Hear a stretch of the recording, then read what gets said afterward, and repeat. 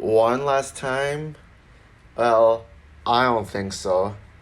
Hey guys, this is Frozen Things Stews here, and welcome back to another movie review.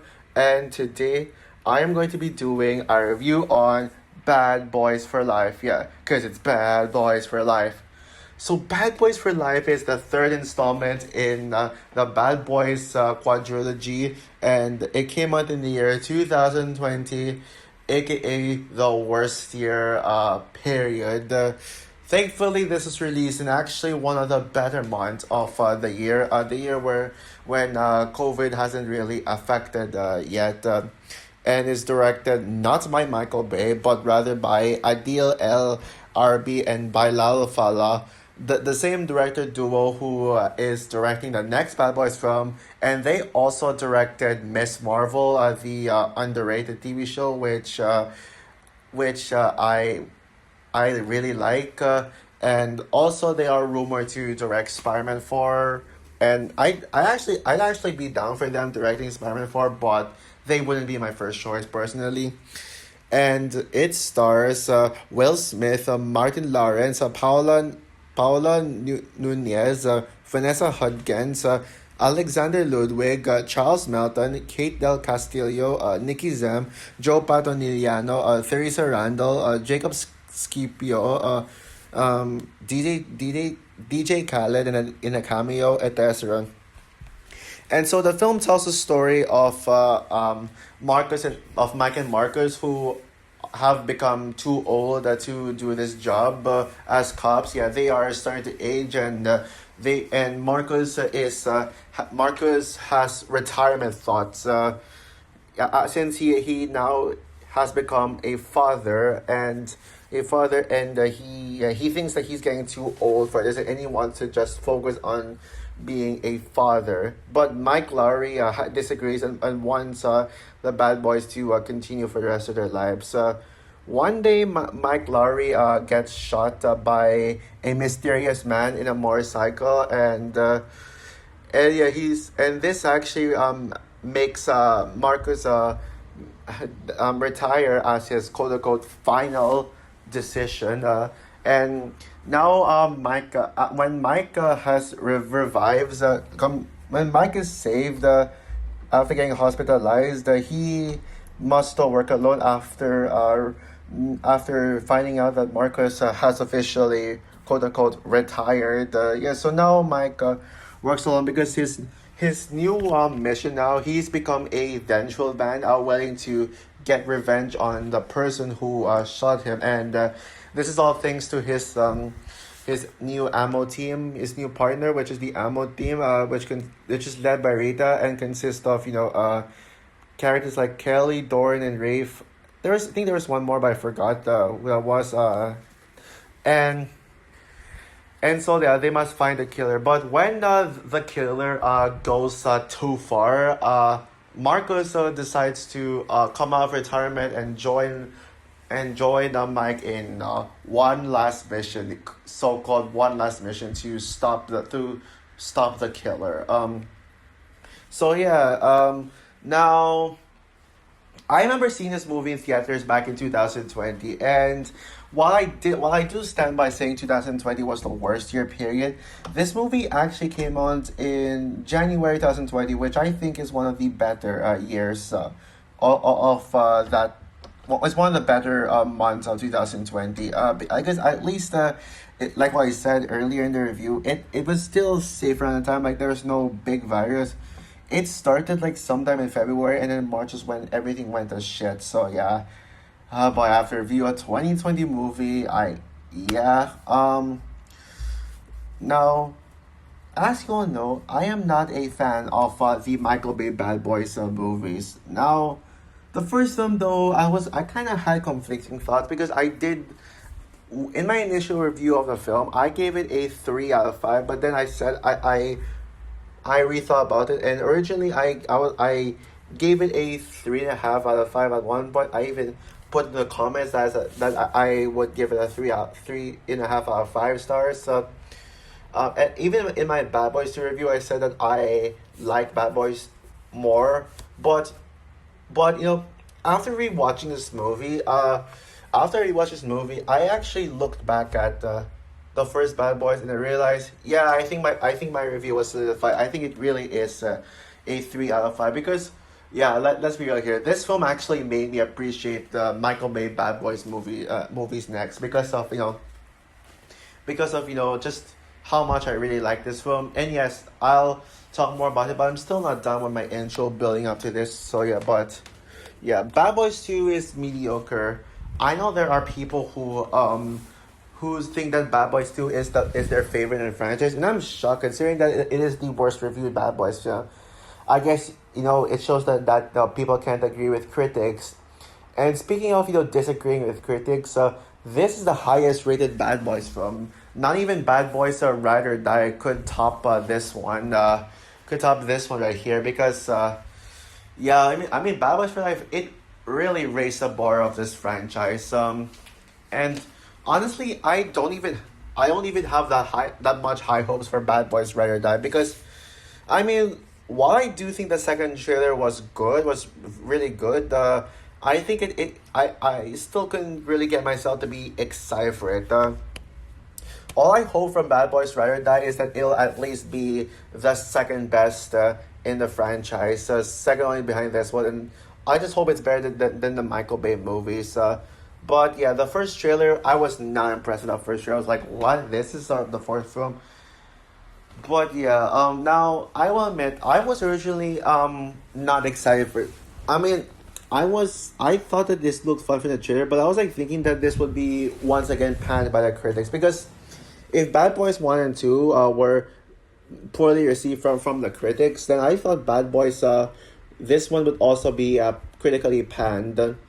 And yeah, but it surprisingly got good reviews.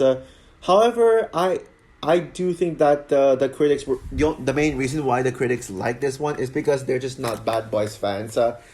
Like I feel like it's kind of like this movie was made for people who are not fans of Bad Boys because Bad Boys fans, especially the ones in film Twitter, absolutely hates this movie. Yeah, the people who love the first two films absolutely despise this one, and they call this one the worst Bad Boys movie, the franchise killer, and all that stuff. And yeah, yeah, I've seen like the internet like literally roasting the shit out of this one, and I can tell. As someone who isn't the biggest Bad Boys fan, I can tell that yeah, like what I said, this is mainly for the non-Bad Boys fans. Those are the people who like this film, which explains why it's got a positive reception. I mean, the 96% audience rating is kind of surprising though, considering how this movie's divisive reception. It's the general audiences who hate this movie. I actually now yeah, I gotta say, man, this is actually one of the biggest surprises of 2020. And yeah, I was really surprised about how good this was after how much I really liked this film after seeing it in theaters. And yeah, I gotta say, I am totally siding with the critics on this one. Bad Boys for Life is freaking awesome. This is I think you already found I already gave it away earlier in the review. This is the best Bad Boys movie. No other Bad Boys movies come close. Not even the first two, and no matter regardless of my thoughts on what my thoughts on Ride or Die will be, I highly doubt it'll even come close to this awesome film. Is it a perfect movie? Nope. I'll get the flaws. I do have flaws, but I'll get to it later. But yeah, I don't get the hate for this movie at all. Like, I don't get why Bad Boys fans hate this movie. Is it because it's modern? Yeah, since the first two films were not were older movies, especially the first one, which came out in the 90s. I mean, the second film kind of is, since it came out in the 21st century. But still, yeah, I mean, just because this is a modern film, and a sequel to an older film doesn't mean it's automatically bad. And also the fact that saying that this movie is bad because it's not directed by Michael Bay. Seriously, why the fuck does Michael Bay have a fan base? I mean, I get that I get that Michael Bay didn't really Michael Bay was good back then with films like Armageddon, The Rock, Pearl Harbor. But still, that doesn't make him a good director. I mean, his Transformers movies, just oh yeah, and even his non-Transformers movies in present day, they suck. I mean, did you all even see Six Underground? That movie sucks. That movie still sucks, and it's probably one of the absolute worst Ryan Reynolds movies. So yeah, I think a Michael Bay Bad Boys 3 would have been shit, but these directors, the Adil and Bilal, that's some Muslim director. I think they are the perfect fit for Bad Boys. Oh well, depends on how the fourth film goes, but or maybe this is just a lucky shot. Who knows? But I mean, but this director, I'm already on board with this duo right here. With not only Bad Boys for Life, but Miss Marvel, and I personally say that Miss Marvel is their best project to date. But Bad Boys Ride or Die is a close second. It does come close. So yeah, now let's get into what I really like about this film and why I consider this to be the best Bad Boys movie. What makes this my favorite is how it's more action oriented than comedy oriented. The thing about the first two Bad Boys films is that it was much more geared towards the comedic aspect. It focused more on the comedy than the action, than all the cop stuff. I know Bad Boys is meant to be a comedy movie, but personally I go into Bad Boys for the action, and I really dug this tone. Yeah, they actually went for something different in this franchise. They went for a more serious route here. Yes, of course there is still comedy. But the comedy was just silent in the film. But even if the comedy is sidelined in the film, it's actually still very funny, especially with Marcus's character being this spiritual, having this spiritual mind. Like after praying, like please God, I after Mike Lowry comes back, I don't want any more violence. And yeah, just with him just promising God that he won't do any more violence, it leads to some humor with Mike just refusing to hurt anyone and just trying to do it the spiritual way. We're like, oh, I'm gonna forgive you. Like, yeah, it's just actually hilarious. It actually got me laughing. And even scenes like the plane scene when Mike and Marcus were when Marcus was like asking Michael, oh my, how are you gonna kill this witch? He's like talking about killing the villain, and then every all the passengers were looking were staring at Marcus like as if he was planning a terror attack. Like that plane scene was just hilarious. Like I laughed at that one scene harder than any other scenes in this franchise, and yeah, and yes, like what I said, this movie is more action driven on the action side, and as someone who goes into Bad Boys for the action, this movie delivers the best action in the franchise by far. The action scenes in this movie are absolutely kick ass. Whether it'll be the warehouse fight in the beginning, the one with Mike and the ammo, to the motorbike chase, which is yeah, my personal favorite action scene in the film, the one where they were chasing after the killer, and then he escapes in the helicopter. Yeah, that's my personal favorite. And also the final battle in Mexico, which was totally bad, which was totally badass. And yeah, and also by the way, another thing about the humor is that I like how they didn't make Marcos too goofy, which is one thing that the Bad Boys fans were pissed off about, that they made Marcus less silly in this one, but he was still goofy, but not that much. Like he wasn't over the top. But I think that actually made Marcus funnier because you didn't need forced jokes and all that shit. You just needed Marcus telling jokes, and that's good actually. That's a good thing. I love how Mike's character was taken more seriously this film, as his main goal is just revenge. He has become a revenge-driven character after being shot, because let's be real here, Mike getting shot is a very serious thing, and so they really do a good job of establishing of Mike's character by knowing the tone, that knowing what kind of tone you're going for, and it's good, yeah.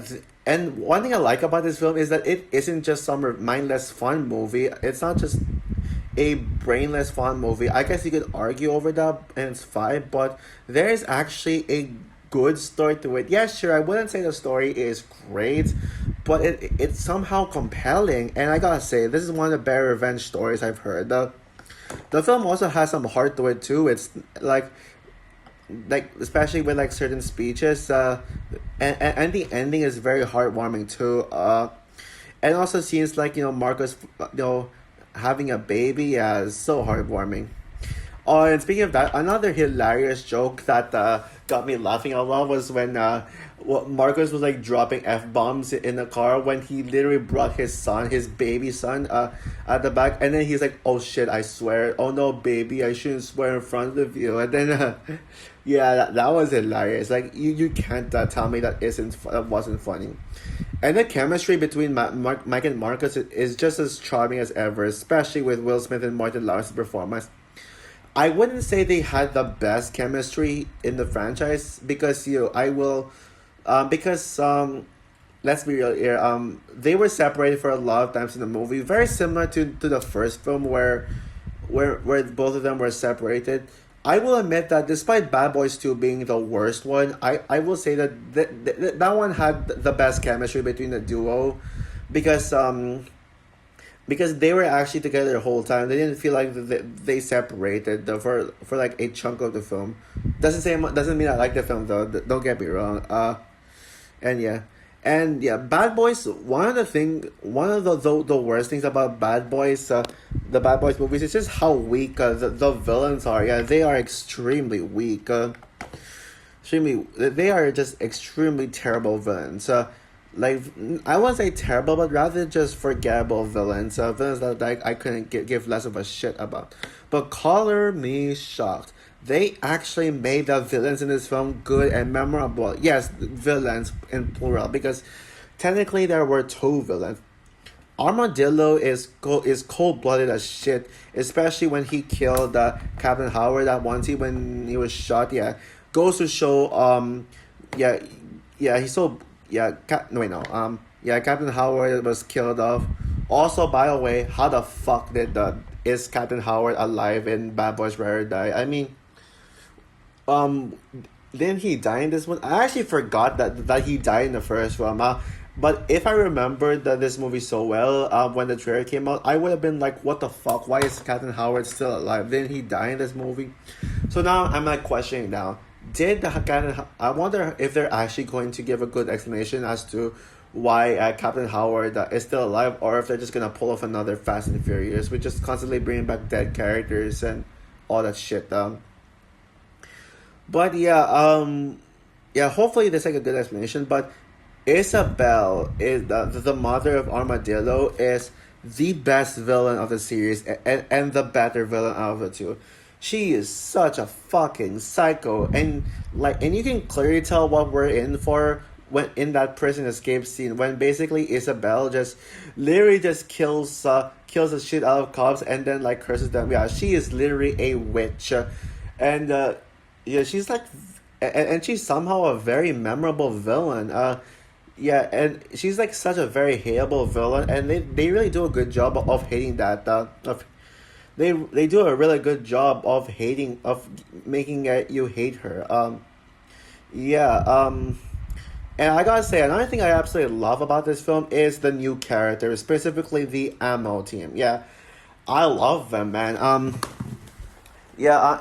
this film actually has great female characters. Thank God. I mean, as much as I like Sid in the second film, I think this film is better, has a better use of female characters, and that's one of the reasons why this is my favorite Bad Boys film, because of how they actually added more female characters, and they felt utilized, particularly both Kelly and Rita. Yeah, Kelly is would be my favorite female Bad Boys character. I absolutely love Vanessa Hudgens in this one. Maybe I'm biased praising her because Vanessa Hudgens is a Filipino actress, is a Filipino like me. I'm not sure if I would call Kelly the best Bad Boys character in general. I'll have to like think about that. But Rita is also badass. And I love how she's like literally the one who kills Isabel. Like, she's actually the one who defeats Isabel. Yeah, Mike and Marcus didn't do it, but Isabel is there to just shoot them. Yeah, I like how she's always the one like saving the day. Yeah, she's probably the most badass. She's probably even more badass than Mike and Marcus. Yeah, she's always the one like saving the day whenever Mike and Marcus can't do it. And yeah, this ammo team. And even though the ammo team like shines in this film, I like how they don't take away the spotlight from Mike and Marcus because Bad Boys is clearly about Mike and Marcus, not about the ammo. The ammo they're just supporting characters, and I'm glad the movie is well aware of that. I personally I would actually want to see a spin-off about the ammo. Yeah, I think that would be a great spin-off. So yeah, yes, please Sony an ammo spin-off, please do that. And honestly, I think that an ammo spin-off would have been better than a fourth Bad Boys movie. They should have done that instead. I think that there's like a lot more to explore about this team. Like, I want to see how this team was handled, how the group was formed, and I want to see, and I hope that they make Kelly the main character because I love Kelly. And yeah, now like what I said earlier, this film isn't perfect, and I actually only have one flaw with this movie, and it's kind of like a stupid plot point that I need to get out of the way. And my one flaw with the movie would have to be the plot twist, where basically Mike is revealed to be the father of Armadillo and the husband of Isabel. So yeah, the two villains are technically the long lost family members of Mike, and all that shit. Yeah. Okay. First of all, I don't buy the idea of Mike being biologically related to this movie's villains. I like that this movie gave the villains character instead of making them just shitty, forgettable prototypes, such as like in the first two films. But I feel like they tried a bit too hard to make them compelling. I mean, it was already enough that they were already great villains of their own. They don't need to be like connected to Mike. I mean, we didn't need to. I mean, Isabella didn't need to be Mike's wife, and Armadillo did not need to be Mike's son. Yeah, they shouldn't have.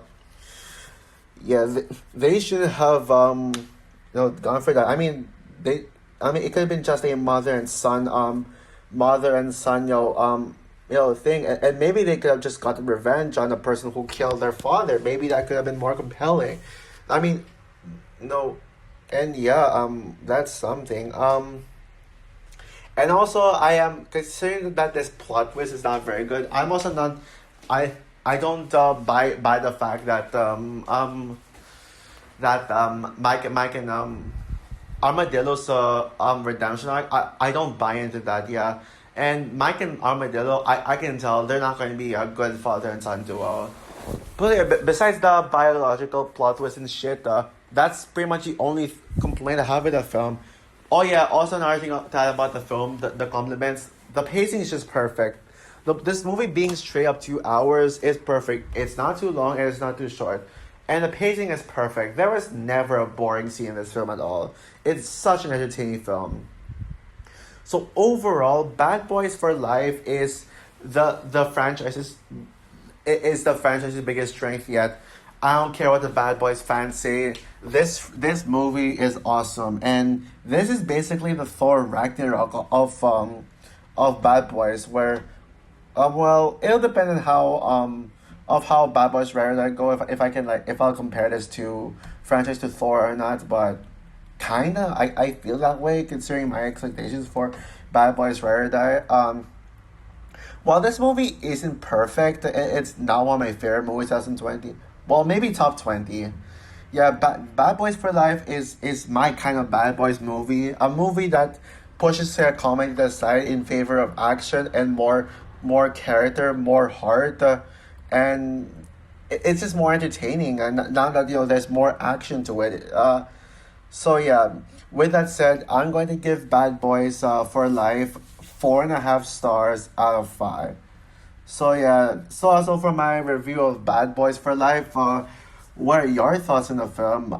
Would you agree with me that this is the best Bad Boys film ever made, or do you prefer the Michael Bay Bad Boys films over this one? And yeah, comment down below, like, subscribe, hit the notification bell, and stay tuned for my review on Bad Boys Ride or Die. Yeah, even though I already know that it won't top this one, I even come close. Hopefully it doesn't suck. Hopefully it's at least decent. So yeah, bye guys.